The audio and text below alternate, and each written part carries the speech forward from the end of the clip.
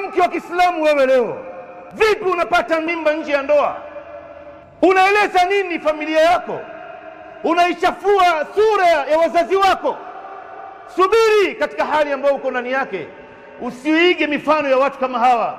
Ndio unaona ndugu zangu, hawa wasiokuwa Waislamu, masingle mothers wamejaa kila mahali.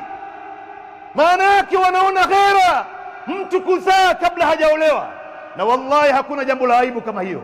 Sifa ya mwanamke Muislamu ni yule ambaye anayechunga ubikira wake, anachunga heshima yake, anachunga heshima ya wazazi wake.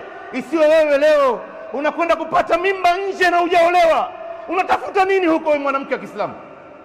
Unatafuta nini?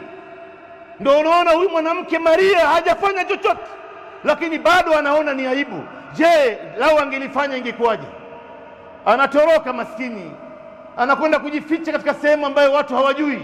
Wazazi wake wanamtafuta, familia yake inamtafuta, mji mzima inamtafuta, hawajui Maryam iko wapi maskini. Kumbe Maryam analinda heshima yake na heshima ya wazazi wake na heshima ya familia yake na Uislamu wake.